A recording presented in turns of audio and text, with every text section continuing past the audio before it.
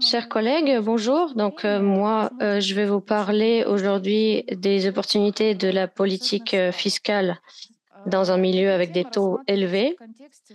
Ce sujet est traité dans le contexte des mesures qu'on peut prendre pour activiser la croissance économique en Russie. L'expérience des 2020-2022 nous montre que la politique budgétaire a la possibilité d'avoir un grand impact sur la dynamique économique et il y a eu des mesures assez bonnes, qui ont eu du succès pour soutenir cette croissance économique. La question qui se pose, c'est de savoir quelles ressources financières nous avons pour financer cette politique budgétaire. Tout d'abord, nous avons les revenus du système budgétaire, l'utilisation des réserves euh, ou alors un financement par la dette publique. Pour commencer, je voulais vous parler brièvement de la situation actuelle dans la sphère budgétaire pour voir dans quel contexte nous nous trouvons aujourd'hui. Et ici, sur cette slide, vous voyez les données sur le système budgétaire dans son ensemble. Vous avez le budget fédéral, les budgets régionaux et les fonds de budget. Après la baisse des revenus en 2020, pendant la pandémie, en 21, en 22, en 23, nous avons vu une tendance positive sur les revenus, des revenus. Et au total, depuis 2021, ça s'est cru de 150%. Par contre, les dépenses ont cru également, de 47%. Et les 4 dernières années, tous les ans, la croissance était au moins de 10% par an. Et bien sûr, il a fallu payer le prix en quelque sorte. Le système budgétaire a connu un déficit en 2022-2023. Et la structure des dépenses, si on la regarde dans sa globalité, elle reste assez stable. Les proportions sont les mêmes. 54% de toutes les dépenses, ce sont les financements du social. Les retraites, le social, l'éducation, la santé publique, la culture et le sport.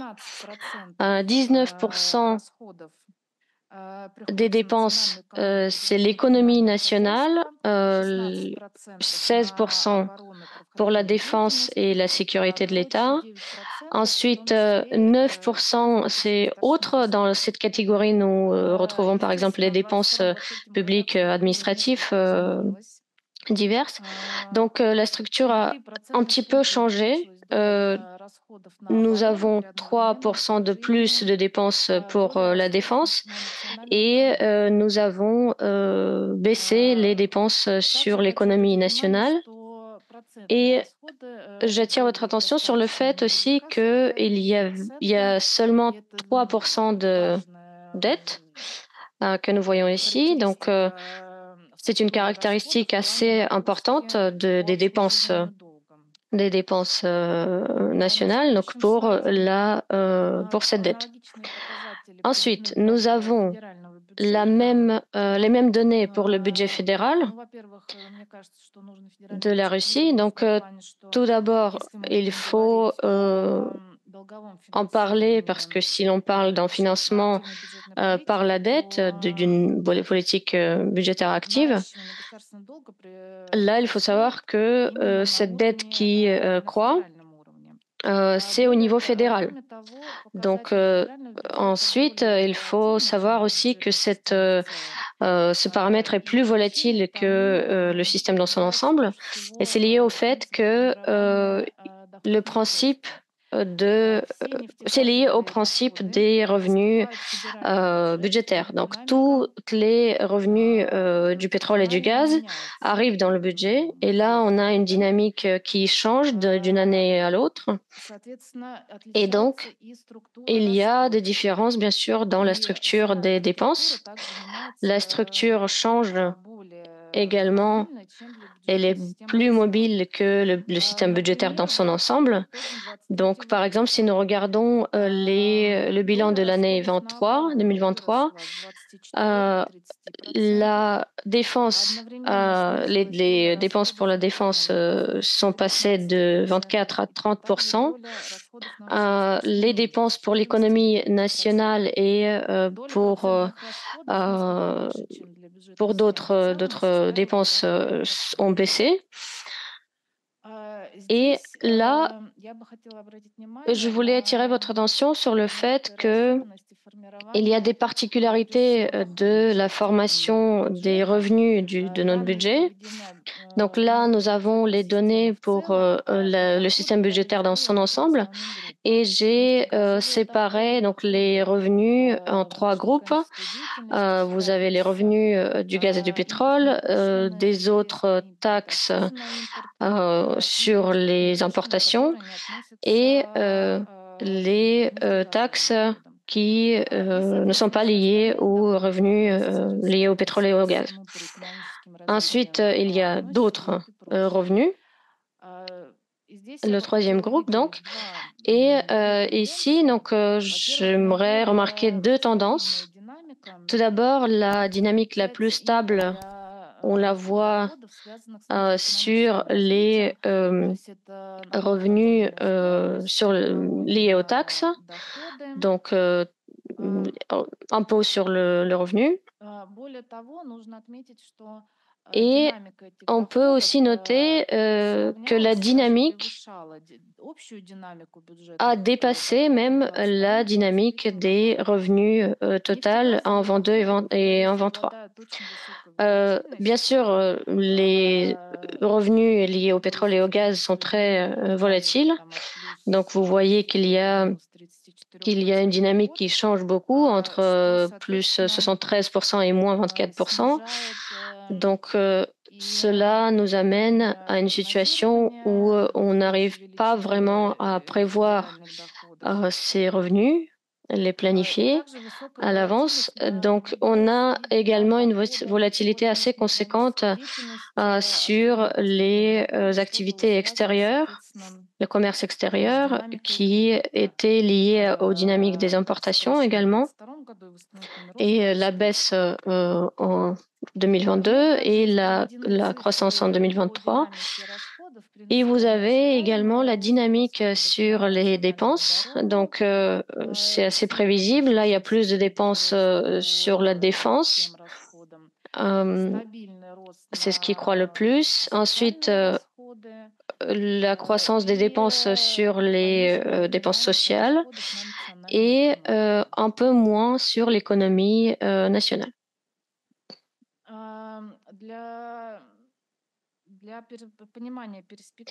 Pour comprendre les perspectives, au moyen terme, tout d'abord, je voulais ici me pencher sur les paramètres du système budgétaire qui ont été adoptés dans le cadre du budget pour les années 2024-2026. Donc, bien sûr, il y a une probabilité assez haute que ces paramètres puissent être revus en 2025, 2024 même.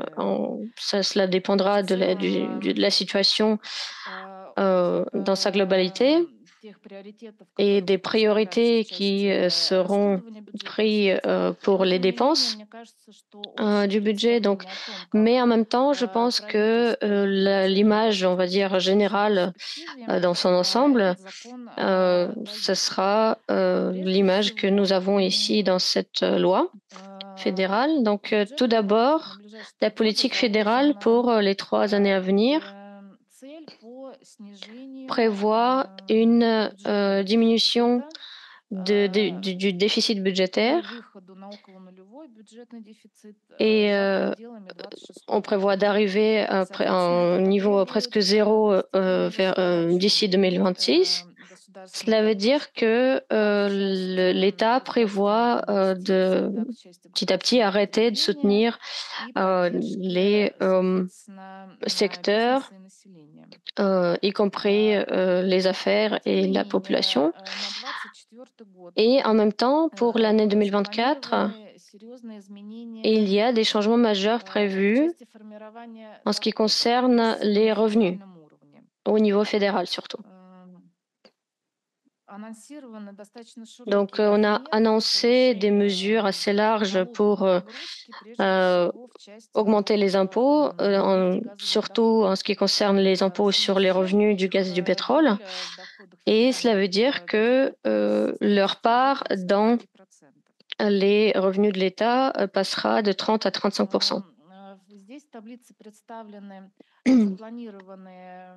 Ici, dans ce tableau, vous voyez une dynamique prévue donc des revenus prévus pour les années à venir. Et entre parenthèses, à chaque fois, vous voyez les chiffres qu'on aurait eu s'il n'y a pas eu ce changement de législation fiscale. Donc, nous voyons que ces innovations fiscales sont assez conséquentes, surtout qu'en 2024, normalement, les revenus liés à ce changement de législation, en 2024, donc, on aura 1,5 trillion de roubles de revenus en plus, d'après les estimations du ministère des Finances. Et ensuite, on passera à 1 trillion et pareil pour les années à venir. Et cela veut dire que cette croissance des revenus en 2024 permettra de accroître les dépenses également. Et en même temps, ici, donc dans ce tableau, vous voyez la croissance des dépenses dans la nouvelle version de la loi fédérale sur le budget par rapport à ce qu'on avait prévu il y a un an. Donc, 85% des dépenses supplémentaires, c'est la défense et la dette publique. Ensuite, il y aura des dépenses supplémentaires sur la reconstruction des nouvelles régions. Et en même temps, nous voyons qu'en 2025, on prévoit de baisser les dépenses sur l'économie nationale. Donc, ils seront plutôt financés en 2024. Et pour les autres dépenses, il y aura une croissance de dépenses, mais ce sera plutôt de la compensation pour compenser justement la croissance des prix que nous avons vue l'année dernière.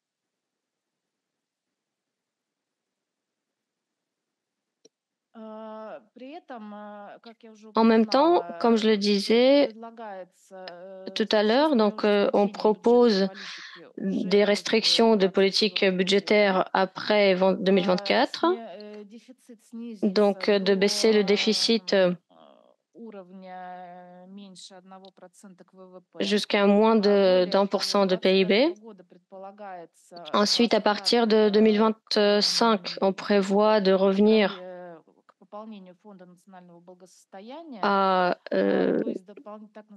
l'approvisionnement des fonds, du Fonds national, des réserves nationales. Donc là, on parle d'un prix du pétrole à partir duquel tous les revenus supplémentaires seront mis dans ce fonds de réserve. Et donc là, ce qu'on prévoit, c'est de se baser plus sur les emprunts antérieurs Et donc, la dette publique passera jusqu'à 40, pardon, excusez-moi, donc à 15% de PIB à peu près.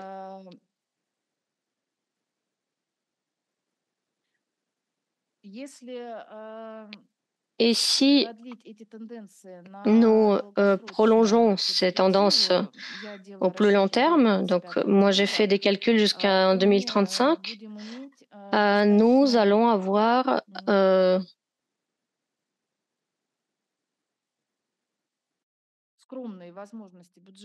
des possibilités assez limitées en termes de budget pour intensifier la croissance.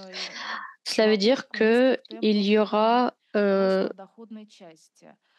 croissance de revenus assez basse, assez lente.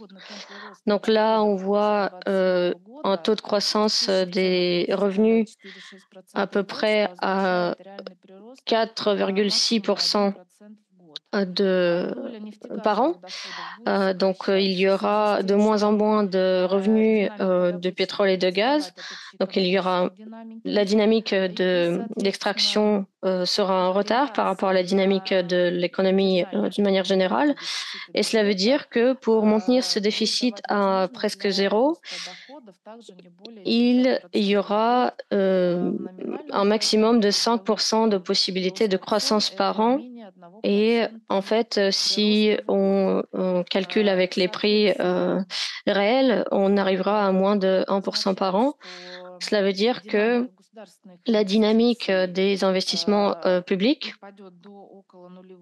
va baisser presque jusqu'à zéro. Pareil pour la dynamique des dépenses publiques. Et donc, en fait, il y aura un statu quo qui sera maintenu. Donc, les ressources budgétaires seront suffisantes pour payer donc, les prestations sociales donc pour la population. Et en même temps, pour soutenir les investissements, les dépenses de l'État, surtout pour la santé publique et l'éducation, mais pas plus. Et en même temps, je voulais aussi vous dire que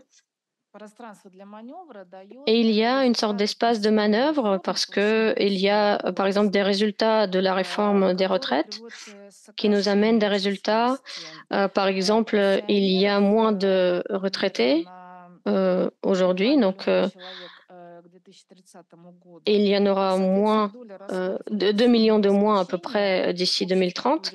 Donc il y aura moins de dépenses qui passeront de 28 à 23% de dépenses publiques. Et cela veut dire que il y aura plus de possibilités pour élargir la consommation de l'État, surtout en ce qui concerne les services pour augmenter la qualité du capital humain. En même temps, ce sera assez limité si on les évalue en pourcentage du PIB. Là, on parle des dépenses pour la santé publique et l'éducation, donc qui passeront, qui augmenteront seulement de 1%. Et en même temps, comme je le disais précédemment, la dette publique ne dépassera pas les 16% du PIB. Donc les dépenses liées à cette dette ne dépasseront pas 3% des dépenses budgétaires dans leur ensemble. Et en même temps, il faut comprendre ici aussi que cette configuration budgétaire, de la politique budgétaire, permet effectivement d'avoir un système budgétaire stable, mais avec des conditions assez strictes macroéconomiques.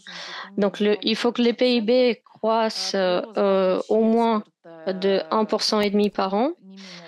Il faut qu'il y ait 1% de plus d'extraction tous les ans. Et il faut que les autres paramètres restent assez stables. Et en même temps, Ce budget sera déficitaire, avec un déficit minimal, mais quand même. Et toute manœuvre pour changer la structure des dépenses pourra mener à une croissance de déficit budgétaire, et cela veut dire qu'il y aura des questions à se poser, à savoir comment le financer. Donc, le scénario euh, d'inertie, on va dire, ne nous donne aucune possibilité en fait d'activiser le rôle de l'État dans cette dynamique de développement économique. Et en même temps, si on passe à un scénario pardon, plus actif, il y a, comme je le disais, cette question de financement de ces mesures à prendre. Donc là, j'ai je ne vais pas parler des possibilités, par exemple, d'augmenter les impôts, mais mes collègues ont fait des estimations pour dire que les impôts dans l'économie russe est comparable aux moyennes européennes, et il n'y a pas vraiment de possibilité de les augmenter d'une manière significative. Et si l'on parle des réserves que nous avons accumulées jusque-là, donc ici, vous voyez les données pour le début de cette année. Et donc, par rapport au volume général donc, de ce fonds national, vous avez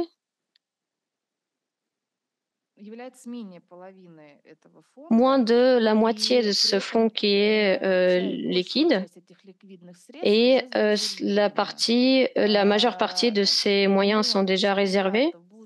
Donc vous avez 1,3 milliard qui seront utilisés en 2024 pour financer le déficit de budget. Ensuite, il y a une autre partie qui est réservée pour des programmes, des projets publics, fédéraux. Donc après, vous avez les détails sur la slide. Et les autres, ce sont des actions, des obligations des sociétés russes. Et on était en train de passer de ces actifs moins liquides aux plus liquides en 2023, donc pour surtout soutenir les projets d'investissement et d'infrastructure. Et là, pour l'instant, donc nous avons un tout petit peu plus d'1 trillion de roubles qui ne sont pas encore réservés. On peut rajouter ici les 3 milliards qui sont prévus d'être ajoutés. Et en même temps, on voit que les réserves ne donnent pas une possibilité de soutenir une politique budgétaire assez active sans augmenter la dette. Et ici, donc je vous montre le scénario d'activisation de croissance économique en 2 étapes. Donc, au moyen terme, on propose d'activiser la demande par indexation au niveau qui dépasse l'inflation. Et en même temps, au plus long terme, on propose de augmenter la norme des réserves par l'augmentation des investissements de l'État en général. Et donc, on avait ici un objectif d'évaluer comment ces mesures quel impact ces mesures pourraient avoir. Et d'après nos estimations, oui, donc on a choisi comme point euh, de repère, le moment où la dette devient comparable avec le volume des nouvelles réserves. Donc, si on a plus de dépenses que le volume de moyens que l'État peut avoir pour soutenir la dette par an, donc si les dépenses dépassent ce que nous pouvons se permettre, donc là, on n'a pas de politique budgétaire active. Et si vous voyez des résultats d'un scénario d'une politique budgétaire active et du scénario de base, donc dans le scénario où on peut suggérer un rôle actif de l'État dans le processus budgétaire, il faut se préparer au fait que dans la période jusqu'à l'année 2029, le système budgétaire va vivre dans un état d'un déficit budgétaire donc, qui serait égal à 3-4% du PIB par an. Ça veut dire que la croissance de la dette publique devrait rester au niveau de 6-7 trillions de roubles par an, mais les paiements en pourcent vont s'accroître et pourront atteindre 4-5% des revenus globaux. Et pour les budgets régionaux, ce sera au niveau de 10-12%, 10-12% de la somme totale. On a des investissements d'État supplémentaires sur la période, cette période post-budgétaire.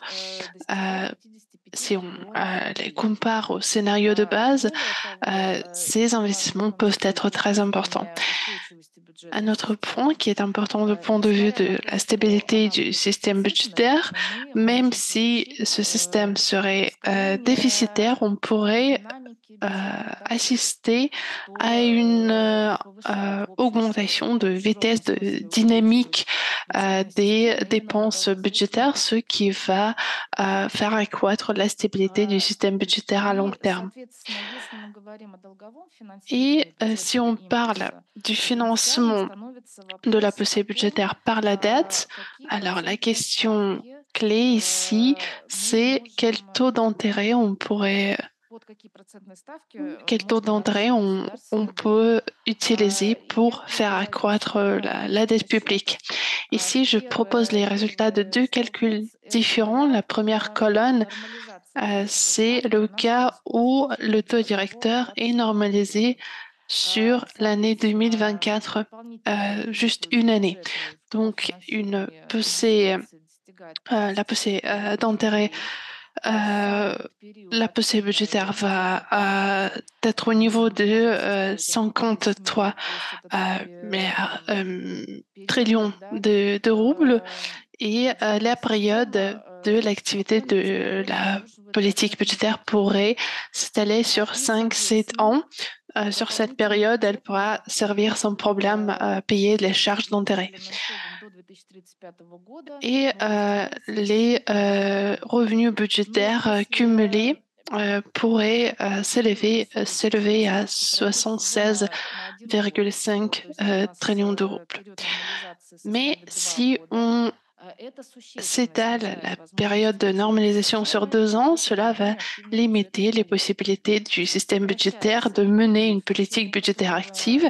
C'est tout d'abord la réduction de la période où on peut mener une telle politique sans un risque énorme d'augmentation des charges d'intérêt.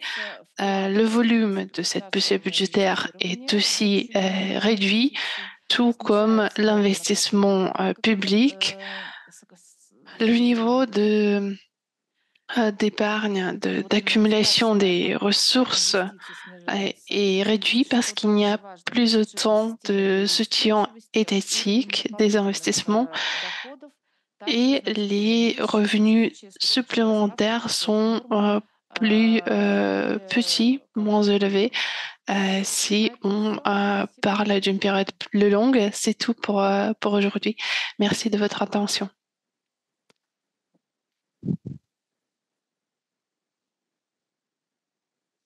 Jacques? Oui, merci beaucoup. Attendez, voilà. Oui, merci beaucoup. C'était extrêmement intéressant. Et je voudrais ici faire une remarque. Ce n'est pas une question, c'est une simple remarque. En fait, l'internationalisation du rouble a été freinée par le fait que la Russie n'a pas assez de dettes. C'est assez paradoxal à dire, mais la dette publique de la Russie est trop faible pour permettre à des banques centrales étrangères d'avoir des réserves en roubles et pour que le rouble puisse être utilisé sur plus large échelle pour les échanges internationaux. En fait, on pourrait penser que de ce point de vue-là, le niveau optimal de dette se situerait entre 20 et 25% du PIB. Donc, ça montre que ça laisse encore de la marge pour mener une politique active. Et puis, et c'est une deuxième remarque, en fait, la question c'est de savoir quelle est enfin, comment est-ce que sont intégrés dans le calcul des prélèvements fiscaux la question des prélèvements dits parafiscaux, et en particulier pour le fonds de retraite. Ça, pour moi, c'est pas très clair.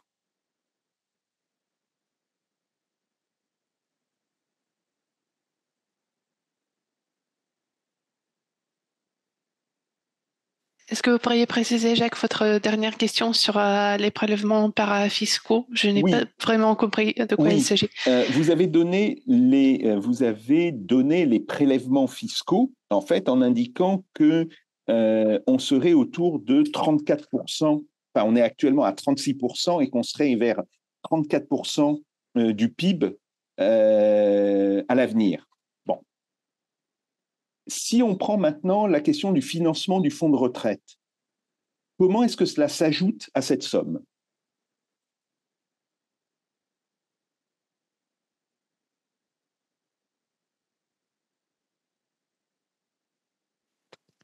Alors, j'ai donné les chiffres sur le système budgétaire en totalité, y compris le fonds de retraite.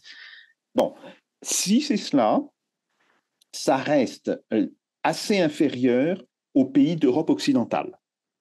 Je ne parle pas des pays de l'Europe orientale, mais par rapport aux pays d'Europe occidentale, ça reste assez inférieur et donc il y a une possibilité, il y a une marge qui existe en termes d'accroissement des impôts.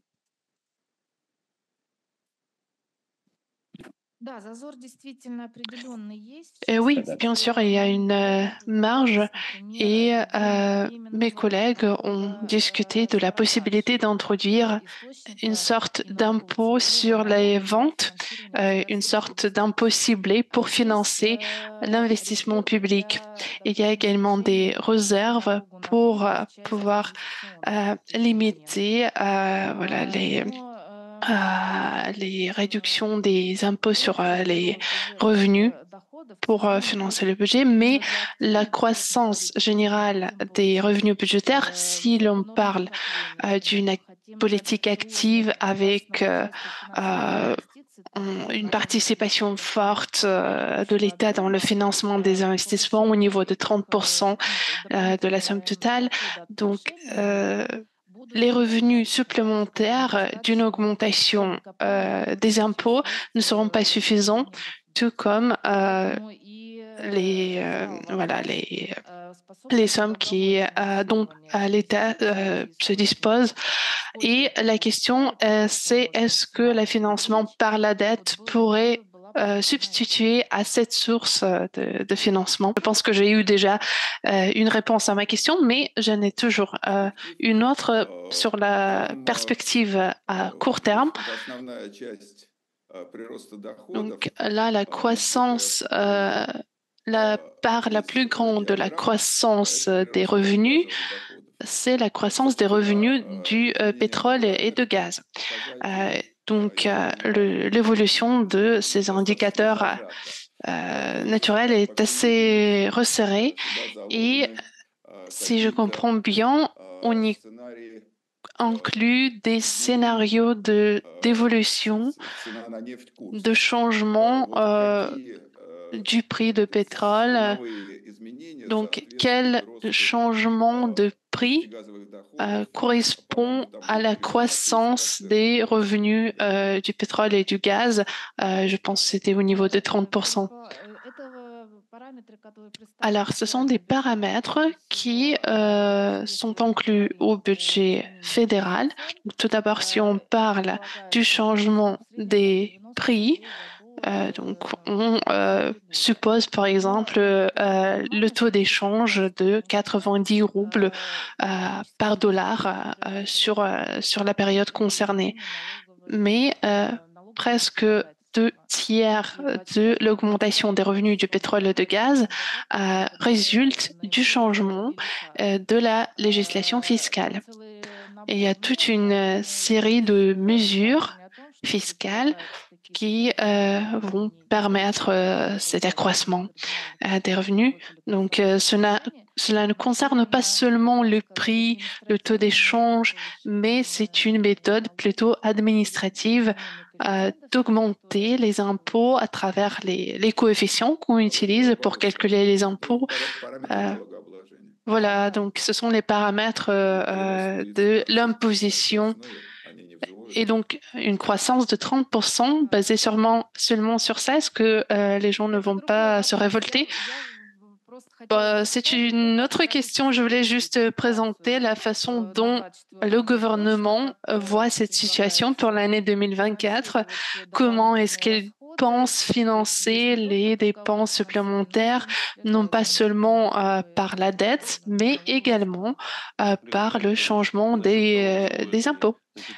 Alors, en ce qui concerne la révolution, tout s'est passé. On a déjà eu des cris de leur part parce que c'était au moment où on a fait la proposition de la loi du budget, on a eu toute une discussion autour de cela.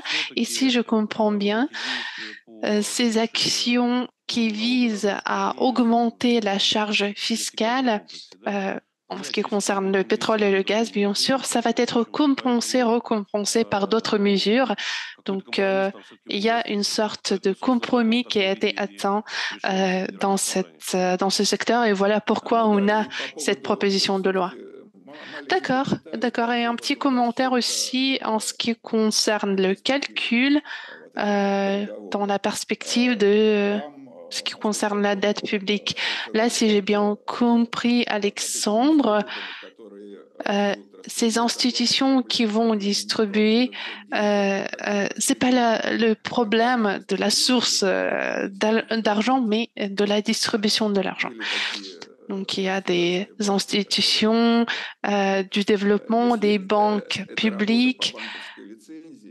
S'il s'agit du travail sous une licence d'une banque, alors les risques sont couverts par des réserves, bien sûr, mais s'il s'agit non pas des banques, des institutions bancaires, mais comme le Fonds du développement de l'industrie, le Finnish Economic Bank, qui agissent sous la loi, non pas sous une licence, là, les risques sont différents. Donc, il faudrait faire un calcul pour la perspective à long terme parce qu'on pourrait faire face à des comptes de pertes si on essaie de rendre plus vaste leur action.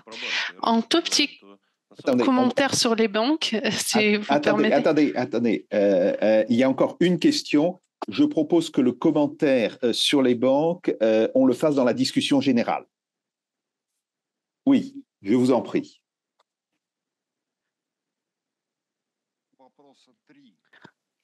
J'ai 3 questions en fait.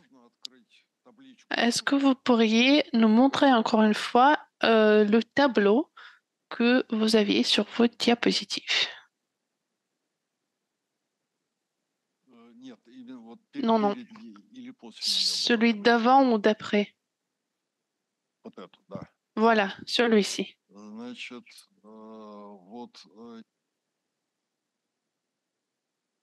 Malheureusement, le micro du monsieur ne marche plus. Et voilà, les revenus du pétrole et du gaz, la deuxième ligne de votre tableau. Donc, ce sont les revenus en quoi?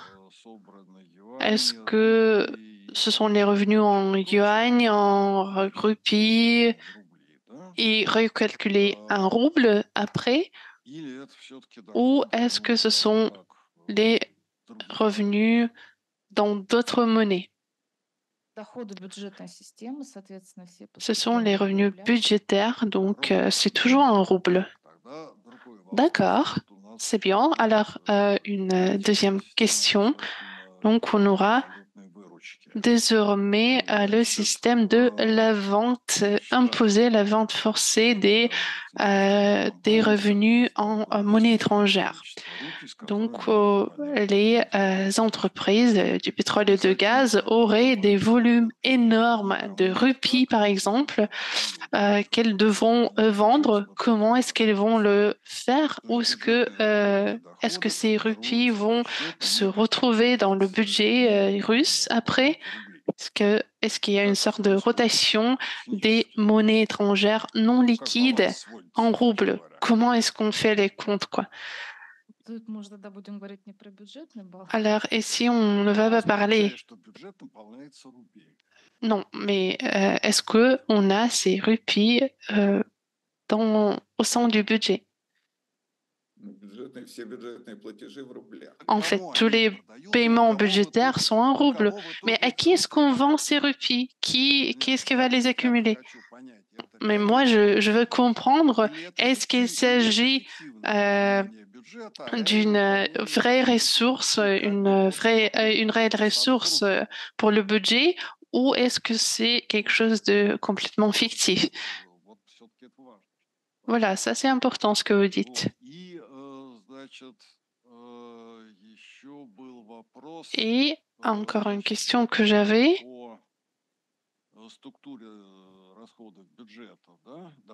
La structure des revenus et des dépenses du budget. Tout ça est donc en rouble réel, en prix réel, c'est ça? Oui. Pas tout à fait en prix qu'on utilise pour les calculs, donc. Quel est... Bon, ce n'est pas tout à fait de l'inflation. On parlerait plutôt de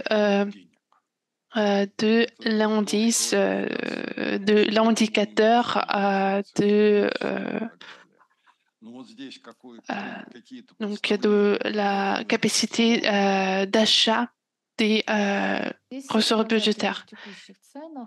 Alors, tous les indicateurs ici sont en prix courant, mais si nous parlons d'un modèle macroéconomique, là où on a une partie des dépenses qui sont adaptées avec le déflateur des dépenses publiques. Voilà, merci pour vos réponses. Merci beaucoup. Je propose maintenant que l'on passe à la présentation de Madame Hélène Clément-Pittiot. Hélène, c'est à toi. Elle va partager un document.